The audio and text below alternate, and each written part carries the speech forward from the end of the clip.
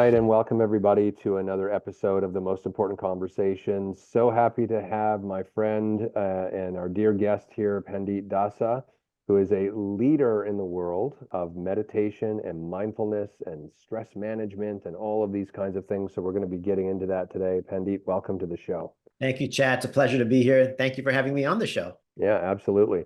And if you guys are wondering why I look like I'm backstage at a Broadway show, it's because I'm overseas and I'm doing this very early in the morning from my hotel room, which you'll be seeing some episodes from that place. So bear with us in that context. Pandit, let's just dig into it today. First, let's not assume everyone in the world knows about meditation, even though I think almost everyone in the world knows about meditation. But let's just, there might be a few hiding out there who are like, what is this thing? So let's talk about that first. Like, what is meditation? And then also use that as an opportunity to dig in a little bit about your past so they get an understanding about sort of how you arrived in this, in this area of focus, in this area of expertise, and why you're one of the foremost authorities, I believe, that's me saying that about you. You don't have to say it about yourself, in the world about this right now. So let's start. What is meditation? How did you get into this work? And then I want to dig into some big sort of issues that are societal issues and why this is so important. So I think there are many sort of definitions and takes on what meditation is. And I'll share with you my own personal take and sort of definition of what meditation is. So I feel that meditation is something that is used to strengthen and focus the mind, right? And, I'll talk about my story in a little bit, but when I lived as a monk for 15 years, I remember this one passage from a text that I was reading that said the mind can become your best friend or your worst enemy. And that at any given moment, we have the choice to decide. We get to choose whether we're going to let the mind become our best friend or our worst enemy. And the way it's our worst enemy, I think we already know it. It comes up with false assumptions about other people's character. We might see someone across the street behaving in a certain way, and we may come up with an entire narrative about who this person is and why they're acting the way they're acting. And usually it's the worst case scenario. But we know nothing about them. Right? Who knows what we saw, but we created a whole image about them. So, or we create a worst case scenario about meditating on negative things that have happened to us in the past. Regurgitating old things that are completely meaningless to me now from 10 years ago, 15 years ago, replaying over and over and over again until we depress ourselves or lose sleep or get in complete anxiety. Or when we come up with the worst case scenarios about the future. Well, what if I lose my job? Well, then how am I going to pay my bills? How am I going to support my family? Well, you haven't lost your job yet. Right? Mm-hmm. Or what if this project doesn't go the way it's supposed to? What's going to happen then? Or then what's going to happen after that? That hasn't happened. Well, we do all of this. So I feel that meditation, if practiced properly under the guidance of a good teacher, can help us not get sidetracked and distracted into these negative spaces of the past and the future, and helps us stay more present. It's really like taking your mind to the gym and giving it a good, healthy workout to purge the negativity. And most of our life, all of our life, the only emphasis that's been placed upon our health is the emphasis on physical health. Like in school, we have PE, right? Physical education. And that's it. You go out and play sports, you run track, and that you do calisthenics, and that's what you need for your health and well-being. But there's no training or teaching on mental health or meditation. So the body is visible, the mind is not, and therefore the mind gets forgotten. And so meditation is like calisthenics for your mind. It's like taking the mind to the gym. It's jogging for the mind. And while I agree that things like jogging and exercise are great for the mind, great refreshers for the mind, however, just like pull-ups work a certain muscle and push-ups work a certain muscle and certain weightlifting exercises work certain specific muscles, meditation is a specific exercise that works the mind. Not Mm-hmm. your biceps, not your triceps, not your calves, and not your hamstrings. It's specifically for the mind. Mm-hmm. And so that's in my definition of meditation, what it is.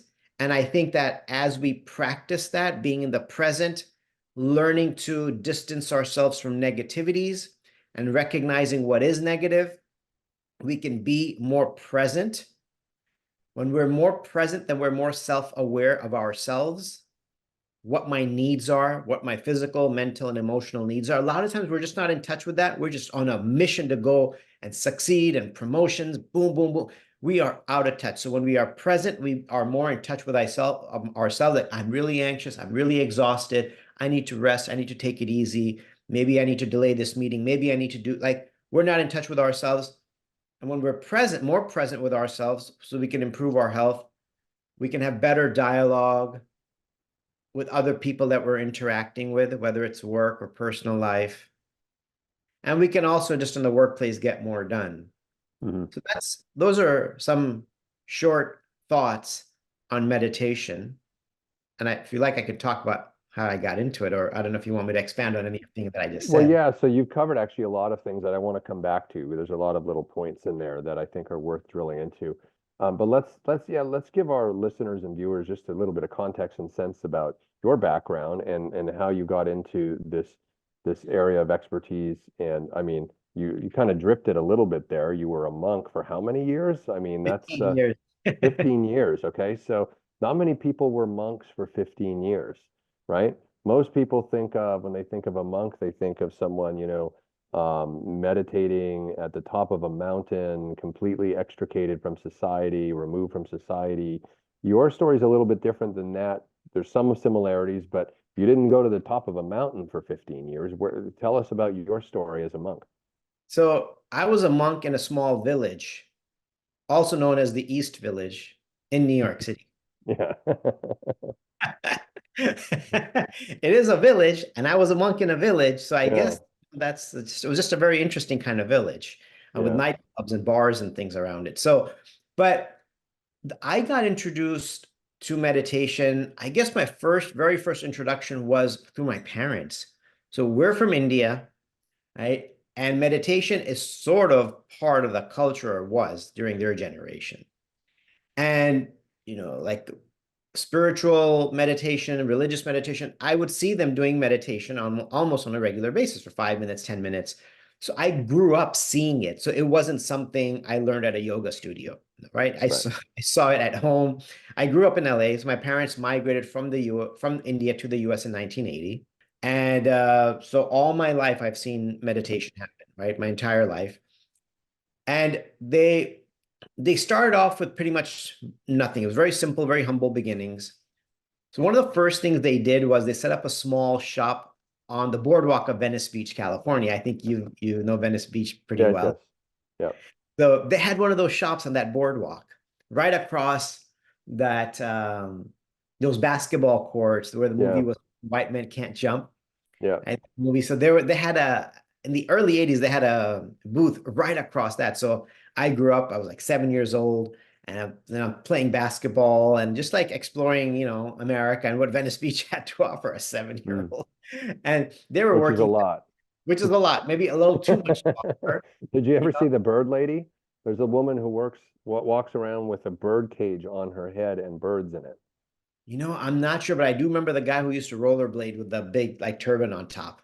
Yeah, it's a So it's a very eccentric place. Very fun to be around. totally, yeah. And to be 7 years old and getting exposed to that was pretty interesting. So my parents were working 7 days a week, and just to put food on the table. So they did that for like 7, 8 years. Ultimately, with a lot of hard work and some luck, they established a multi-million-dollar jewelry business. I know that's like boom, right? In 8 years, they had that kind of success from nothing to that. Built Mm. a huge house on the hills of Los Angeles, and we were living great, living the American dream, the 90210 lifestyle, sort of. So things were great for a while. Then in the early 1990s, my parents' jewelry factory actually caught fire and burnt down. And we ended up losing everything, going pretty much broke, bankrupt. At that time, my dad decided to explore new business opportunities. and he flies off to post-communist Bulgaria. And Bulgaria had just come out of communism like a year ago. This Mm. is in 92, 93. Mhm. And he did that because there's a very big market to supply. So he could, or, import things from India and sell them there. So we left LA behind for good. We're living in post-communist Bulgaria now, where no one Wow. speaks English. Like no Very one's different from Venice Beach. very different speech. Couldn't be any more different. Everything on TV was in Bulgarian and Russian. Movies were like 5 years old because they just started getting American movies in and everything was like really old. And so, my entire social life came to a complete halt. I was experiencing a culture shock, I think, for the second time in my life. First was coming to America and then going to Bulgaria. Mhm. And of course, our financial life had turned upside down. So in every which way, my life had turned upside down. And it was obviously a very difficult time. And that was the first time I actually began to take meditation seriously because I was going through so much. Right. And I needed something to keep me grounded and focused. And so I turned to it in a serious way. So, when you're really, there was a kind of a desperation behind which I was practicing. It's almost like if you like lose this, like just imagine the desperation you had to look for it.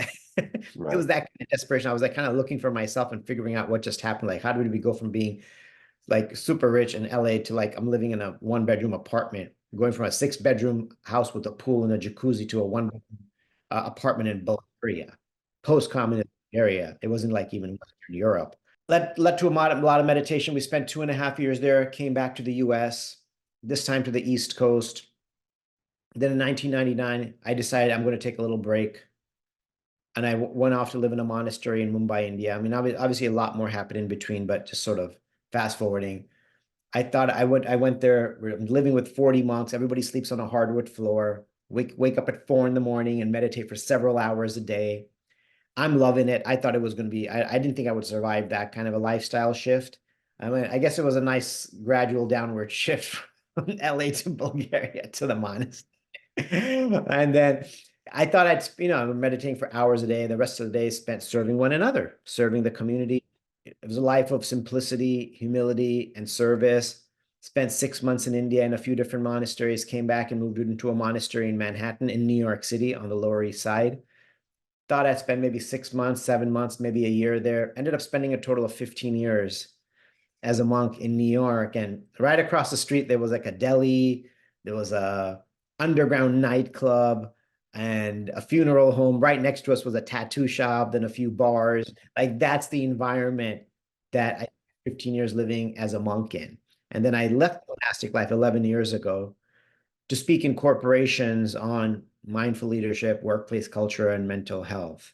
I mean, also one last thing, during the time I was a monk, I was doing a lot of lecturing and speaking on college campuses, specifically in New York, Columbia, New York University, and then gradually started traveling around the country, speaking on a lot of college campuses everywhere. Yeah.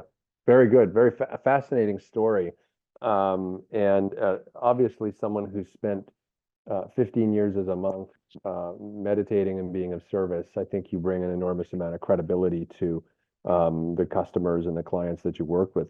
But let's turn to some of that now, because obviously there's a need, which is why you've been very busy. I noticed, I think it was in 2022, you were one of the in USA Today, you were noted as one of the most in demand, or if not the most in demand speaker, according to USA Today, in your category or something like that, right? One of you. But one of, but this is because there's something bubbling under the surface here. Your topic of what you're talking about, what you teach about, what you work with your clients around, is obviously in demand. It seems that there's a certain level of with some of the work that's going on with Gabor Mate now, being quite popular in the media, addressing things like trauma. It seems like there's a trauma happening under the surface of society right now on a mass scale, and you're probably seeing it in your with the clients that you work with. What do you think that trauma or those traumas are that are leading to what I would call sort of a mental health? We hear First of all, I'm not a fan of everything's a crisis. I think that is a mental health issue as well, that we relate to everything through the lens of crisis, because a lot of what happens in life is just life. But Yeah. I do believe on the mental health side of things, we are approaching something that might legitimately be called a crisis situation. You just look, on any given day in the news cycle, not that the news is an accurate reflection of what's going on in the day-to-day lives of people. It happens to be, very, you know, heightened and spotlit for ratings purposes and things like that. But I do think, we have school shootings all the time. We have this opioid epidemic. People are obviously trying to escape something in their life. There was the great resignation after, or the slow resignation or whatever it was called after COVID. People saying, you know what, this is not what I'm looking for. There's no value in, the 9 to 5 grind. It seems like the world is in flux right now. What are you seeing? What are you experiencing with your customers and the people you're relating to? And then we'll bring it back to meditation. It's such a big question, Chad. I don't even know where to start answering and how to start answering that. There's so much there. And I think this crisis, mental health crisis, isn't just a recent thing. I think it's been building up and it's just now, I think COVID brought it to a head and really showed it to us. And I think our lifestyles for a long time have been building up to this. And I would say that just from a society perspective, I think that our family values have been a little distorted. I think that most of us are mainly struggling from loneliness to some degree or another, and a lack of satisfying and meaningful relationships. And that could be from relationships with our parents. It starts there. All our future relationships are determined by our relationships with our parents. So I think that's the foundation, right? Like our relationship with our parents. So if that's not good, and too often parents are working, they're so busy, they don't have time to raise the kids, someone else is raising the kids. And again, not to pass judgment, but that's what happens when a kid can't be raised by their own mom and dad, the two people who will love it more than anyone else on the planet, right? Because everyone else, like, they can care for the child, but the love, the outpouring when you see your child is just a very different experience. So I do think that it starts from there. And when I was giving talks at Columbia University as a monk, it's the Upper West Side, so obviously an affluent area, and you could see a lot of just nannies walking, taking care of all these kids. And I was like, oh, this is what's happening here. And like this is what's going on. And you see them everywhere. And it's unfortunate, right? So when it all starts with, and I think that when we are dissatisfied in our heart from our relationship with our parents or family, if that spills over onto our relationship with our spouse, right? And that's going to impact our relationship with our kids. And I really feel a majority of the stress that we experience is coming from a disconnect that we have in our personal relationships. And that will affect our relationships we have with our colleagues, because that's the foundation, the model that we've experienced in relationships. It's going to be similar. That's what's going to come out. What's inside of the heart will show up in every aspect of our life. And then when there is a lack of satisfaction in our relationship, when we don't have like loving, caring, trusting relationship, that is when we turn towards alcohol and drugs and other habits that are not so healthy for our body and our mental health. So that's just sort of been my meditation. Like, why are we where we're at today?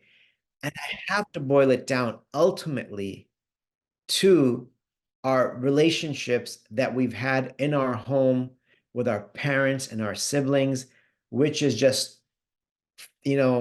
moving with us, because each level of dissatisfaction keeps adding to the heart. And how much of it can you experience in the heart? The loneliness, the dissatisfaction, the lack of care and love and attention, before you need some substance to fill that gap, that gap never gets filled by substances, or A lot of people turn over work, just dive into their work to ignore and avoid that pain. You need to be absorbed in something. Yeah, disassociate, right? And disconnect from that, to disconnect from the pain, but you never disconnect from the pain. You ignore it, but it's still there. And so then we work in an unhealthy manner. That's very stressful for us. And then we place that stress and anxiety and that bitterness onto our colleagues. If there wasn't trust at home, how is there going to be trust in the workplace? And then how, right? So then you can have a toxic workplace. If several people are in there that are coming from families that weren't, maybe there wasn't a lot of love shared, that's got to show up in the workplace. And now you have a really interesting environment and I'm not saying it's every workplace is like that and that everyone like this, but this is America. Everyone's career driven. Most people are both, parents are working, right? Most people are just having to work. And so, to answer your question, I have to answer from a more societal perspective. And I think that's what I've actually been meditating on these things. And I'm like, I think that's what it is ultimately. Yeah. Because what I want to avoid, and then September, I want to invite you to jump in here with a question or something that's on your mind. What do I want to avoid? What do I want to avoid is we live in a society as well that is always looking for an overly simplified pill or some simple fix resolution that's going to take our pain away, right? We can't go back in time and erase the sources of trauma that have already occurred. Those have already occurred in people's lives. And so now it's how do we help them move through the trauma, move through the repressed emotions around those traumas that they've spent years repressing in order to not deal with it, or is trying to escape that trauma. And yes, we have to address the root causes, which I agree make a lot of sense, that the disconnectedness we feel, we don't have, I'm in Bali right now. And I can tell you that I have not, it doesn't mean there aren't other places in the world that are equal to what I'm about to say, but I have not experienced a place where the people are so happy, so at peace, so gracious, like it's almost otherworldly. It's almost coming from, North America to the United States, it feels weird.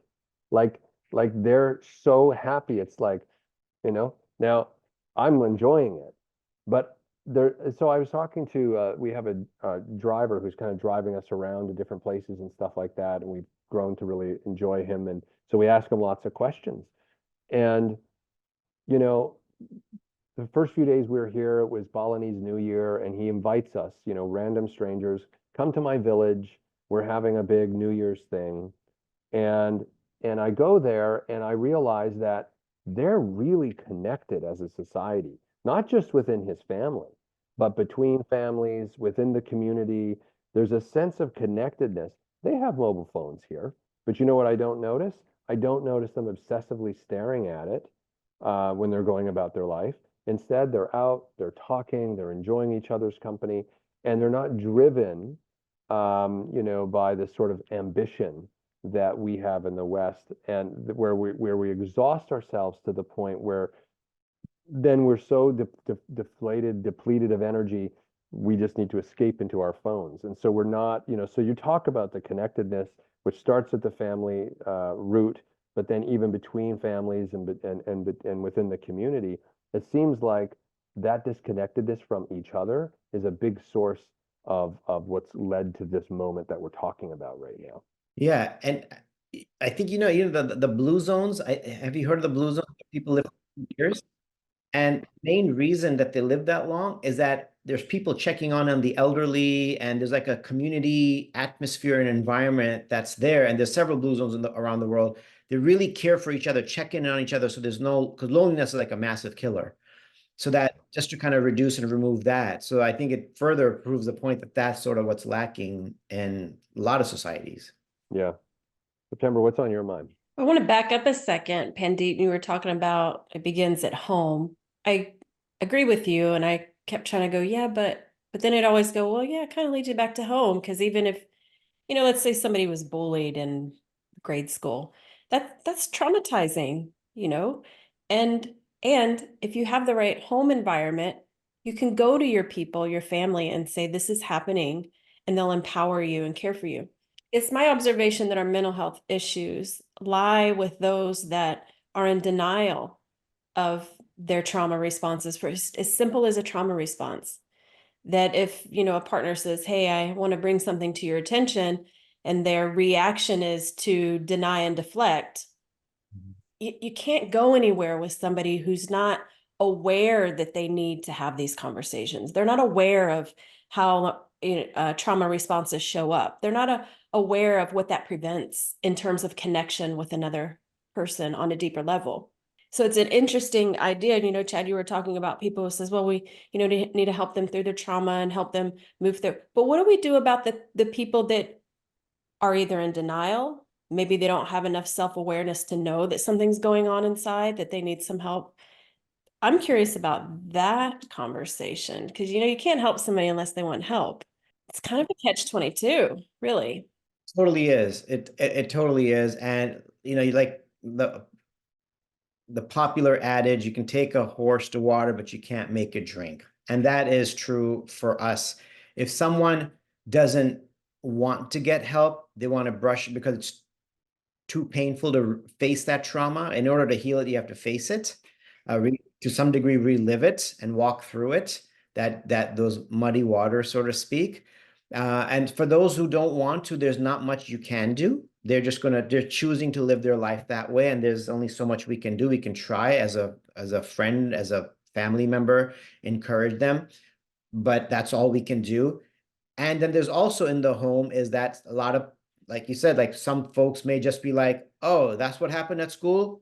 Toughen up, be a man, next time you punch him in the face or something like that. Like, yeah, great. Turn our kid into a bully too now.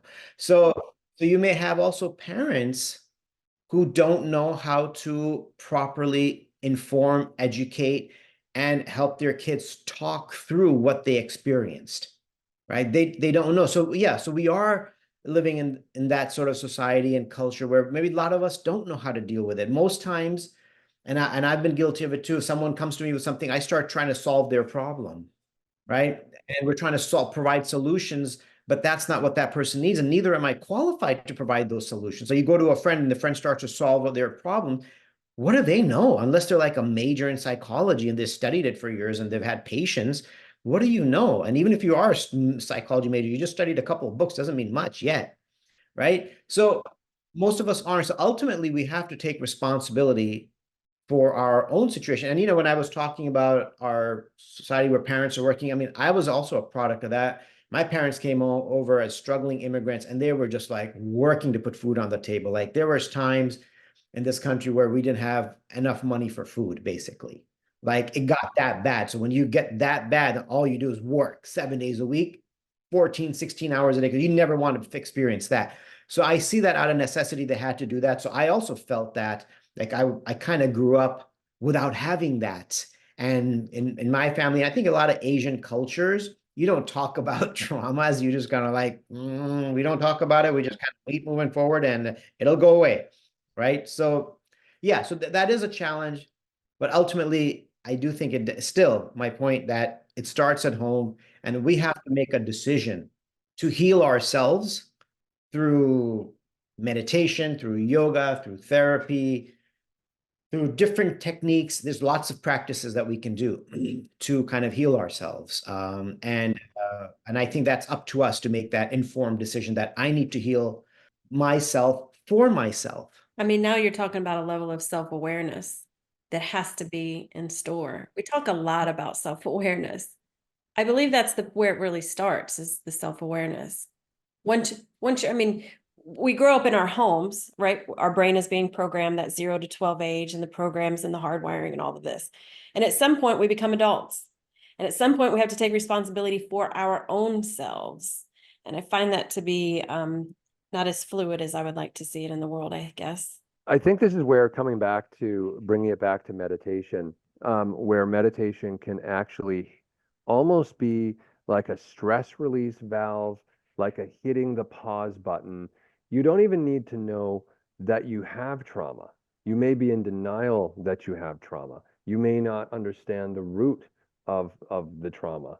But I think, Pandit, as a practice, this is where meditation can serve people quite powerfully, where you don't have to know all of that just yet, because through meditation, what you're doing is you're silencing the mind, you're quieting the body, you're bringing yourself into a state, coming back to what you were just saying, September, where self-awareness can start to show up.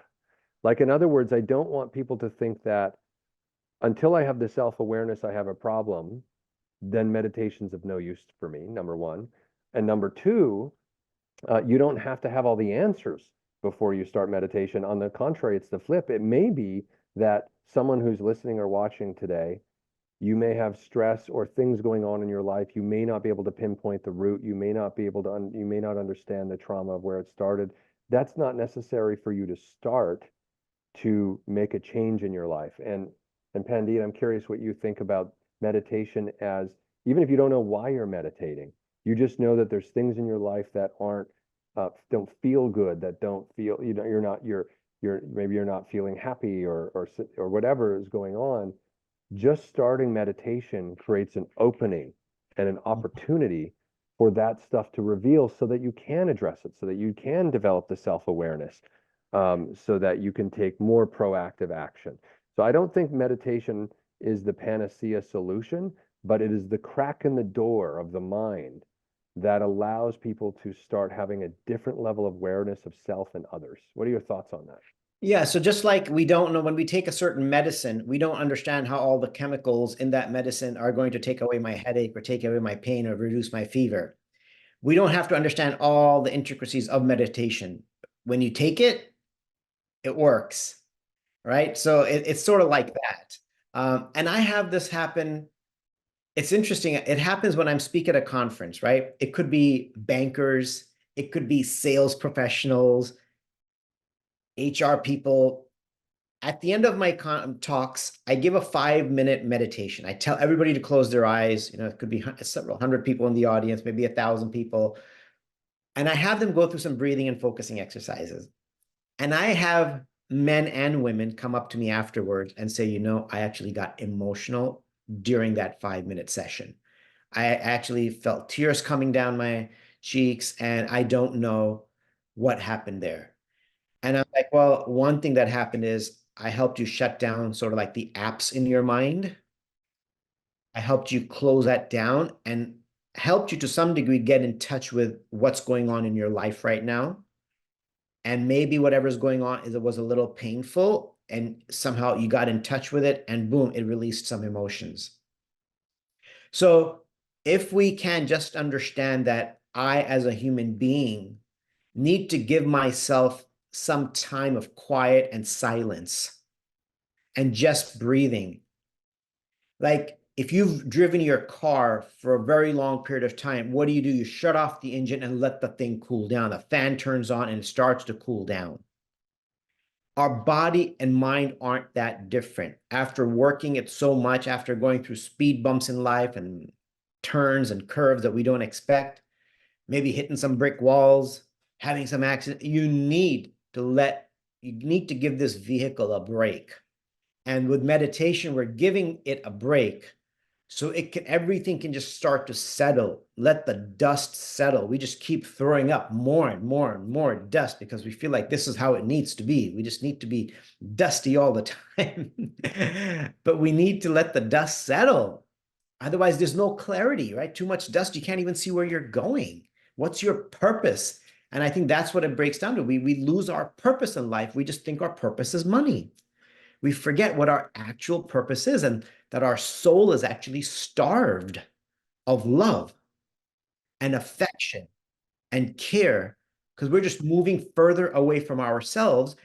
This keeps us out of touch with ourselves because now we can scroll and look at all the news outlets and all the little videos and funny videos and never stop to say, you know, what's going on with me?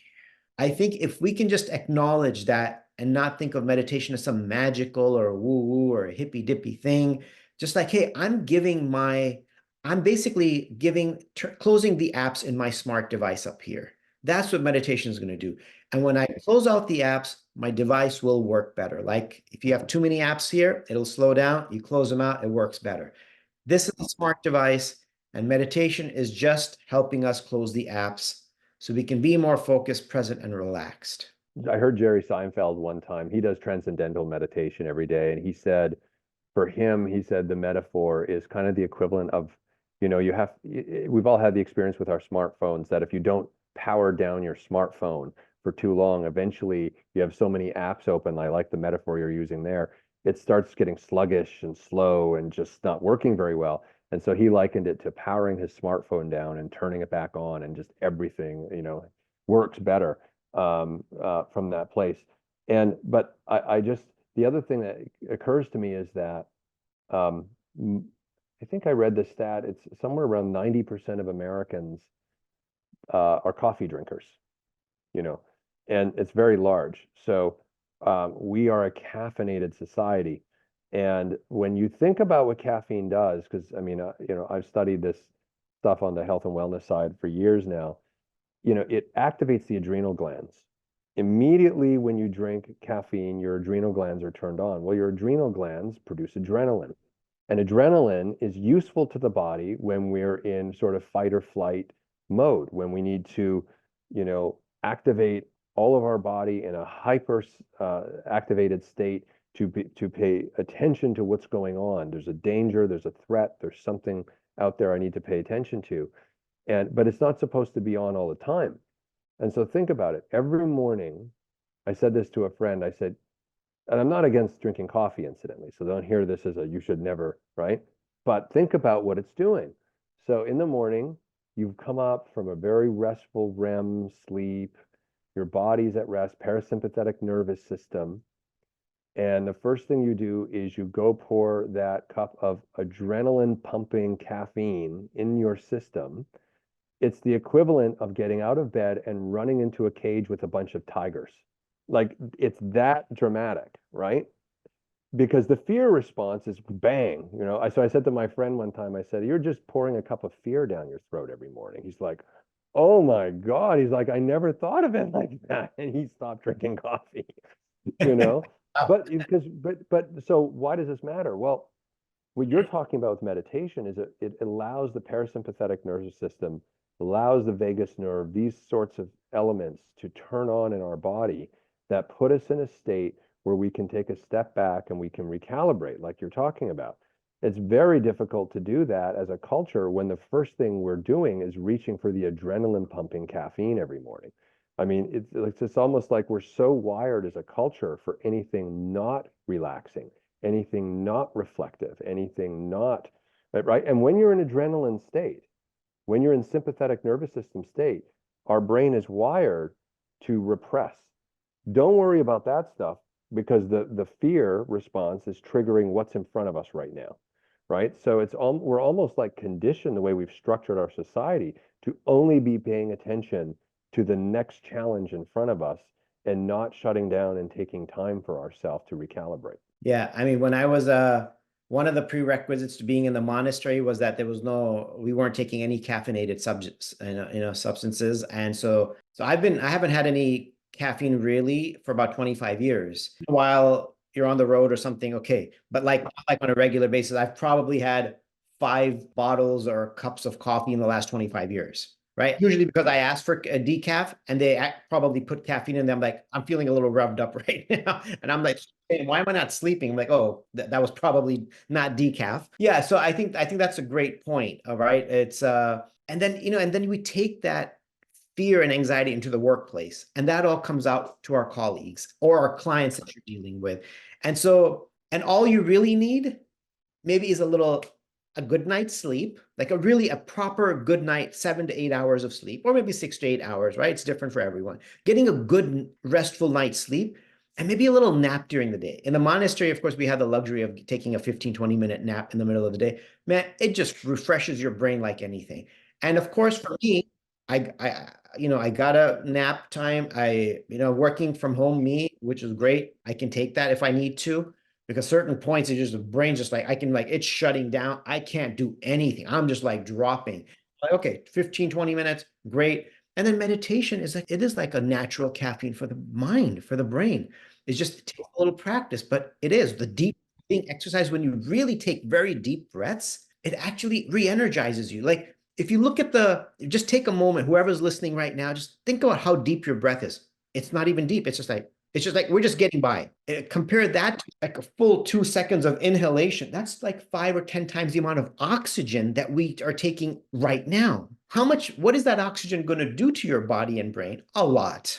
It's going As to a wait. monk, have you trained, like, did they train you how to breathe deep consistently all the time? Like, when you're going about your day, are you deep breathing like that all the time, No, or? it's only at Okay. focused times. And, I Okay. was doing a lot of mantra meditation, like words and audible things, but that was very small part of the deep breathing was a small part. I started doing that later on my own, but it's not, I do it throughout the day. You take a minute or two, and I tell people you don't have to go 15, 20 minutes. You can take a minute between your workday. Like if you just finished a crazy meeting and you're really stressed, take 1 to 2 minutes after that meeting before you go into another meeting and take 10 deep breaths and just really flush it out and then go talk to the client or your colleague or whoever it is that you're going to talk to. Or why not take a couple of minutes to decompress before you interact with your family at the end of the day? Practical ways to use it during the workday. That's sort of what I try to teach, right? That's how we create a workplace culture. Like before starting a meeting,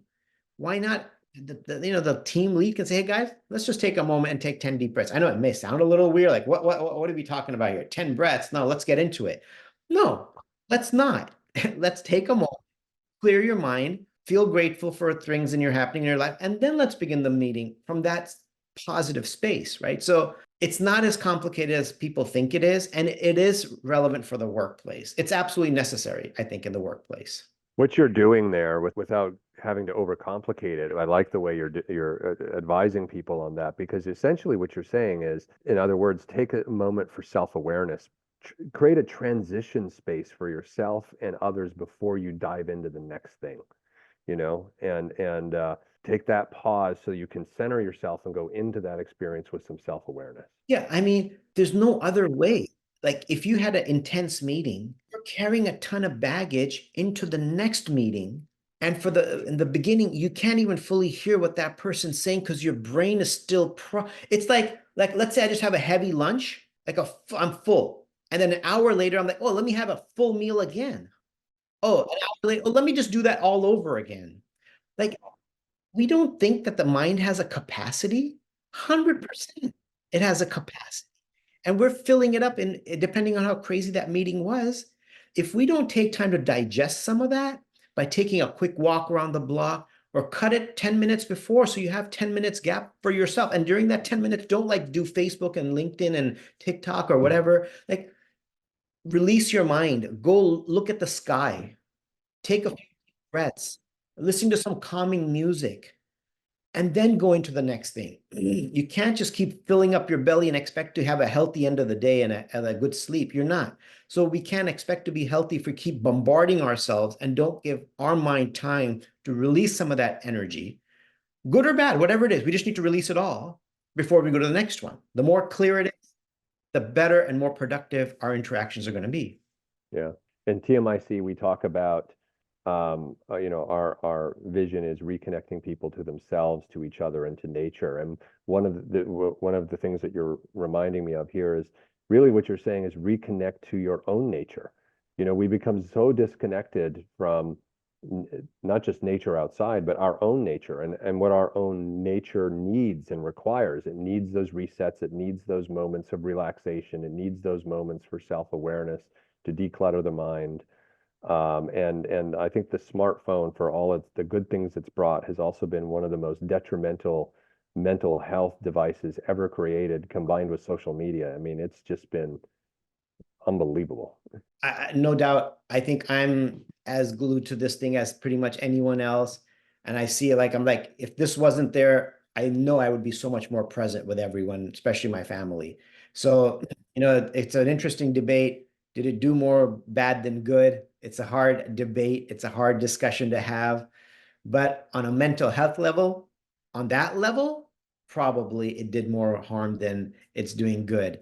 In terms of information and being educated and informed about a gazillion things, it's probably done some good, but then at the same time, you get all kinds of weird information that you believe is true, which may not be true. So overall, I don't know. It's an interesting conversation that I think we'll be having for the next few hundred years. Yeah, in retrospect.